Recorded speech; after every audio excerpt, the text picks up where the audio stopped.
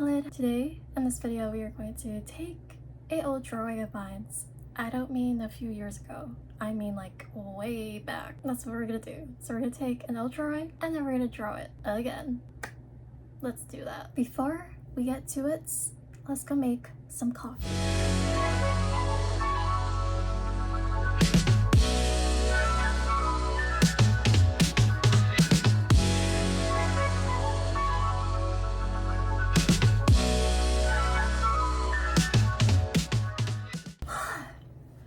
I just got my coffee.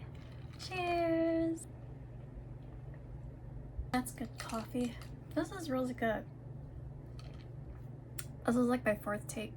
Why is it so difficult to actually speak in front of the camera, even though I've done live streaming? Anyways, guys, these are the choices that I decided to go with. So I had to break it down and choose 3 of my drawings that I really like. I decided to go with this one right here. Apparently there's more drawings of him. He has like a reddish purplish hue going on, and I saw a little bit more drawings of him and I was like, okay, I guess this was like my first ever OC, so I might as well do a redraw of him, and why not? Let's go and start the process. Hi, voiceover Lid here. I'll be going over my process here and there. Right now, as you can see, I have made 3 thumbnails. These are called art thumbnails. I've only used it once before, as this is my second time using it. Usually thumbnails help to get that vague idea out there. It's almost as a sketch. It helps to see what pose you're drawing, the composition, and also the use of values of your lighting and your shadows. Think of it like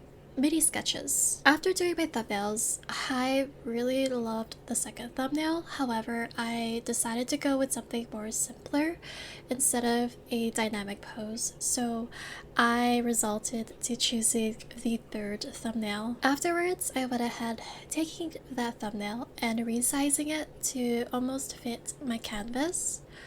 Back then, I used to do a lot of line art, but then I decided to go for my sketch now. So I basically make my sketch to a line art. I think the most difficult part of like redrawing this character is the whole appearance.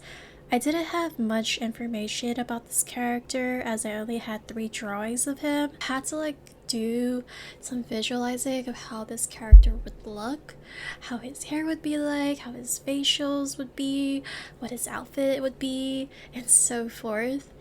So I actually changed his whole outfit. I believe I made it to where he had a fur coat. I just decided to go from a fur coat to a denim jacket and make him kind of look like a thief. Something from like an RPG game. I'm not really sure where I was going with it.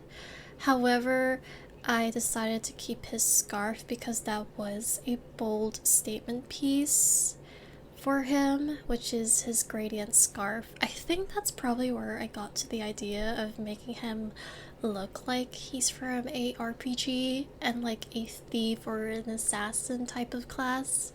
So it was because of his scarf. Before showing you more of like my process or the speed paint, I wanted to show you guys how I draw heads and faces really quick. So here's the before and after of how I drew this character's head from this angle, which is a 3/4 angle. I try my best to break it down in highlighted colors. I start with a circle outline. Then I draw a line down vertically and horizontally. This is to help identify where the face, which is the eyes, nose, mouth, and as well as the ears, would be positioned. So after that, I draw a rectangular outline to visualize where the sides and the chin of the face would be. This helps to form the shape, as you can see from the picture where it is highlighted a gray-blue color. The part where it's colored green, that indicates where the ear is.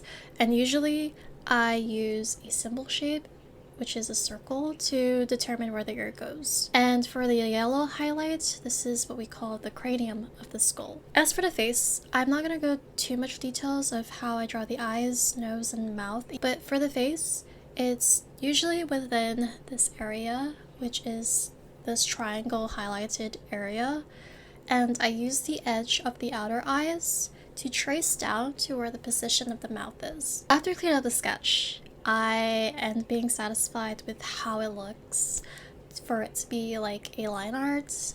Being it more polished, this is where coloring begins. Still have to improve on coloring and choosing colors. That is my weakness right now. Basically reference a picture of the lighting and the shadow. So I decided to have the lighting go from the bottom to the top and the shadows would hit from the top to bottom. Grayscale coloring. This is what I usually do the most and what I'm like usually comfortable with. And then after placing down the gray colors, I like to use a brush to help smudge it and also blend to make a softer look. So I like to have a mixture of a soft edge and also a hard color edge. Once that's done, I go ahead and choose the colors, and from what I'm seeing with my ultra, it's a mixture of like blues, reds, and purple hues. So I try my best to stay within that color palette, and then I just put the color down, but by using layer effects. I believe for this piece I use a mixture mostly of multiply, soft light, and a little bit of overlay. After putting down all my colors in, I make copies of the line art and then the colors, and then I mesh them all together. So I merge them all together, that way I could go ahead and render it and finalize it and polish it more, and that is how my process goes. Anyways, I hope you guys enjoyed the rest of the speed paint, and I'll see you guys in my next video. Bye guys!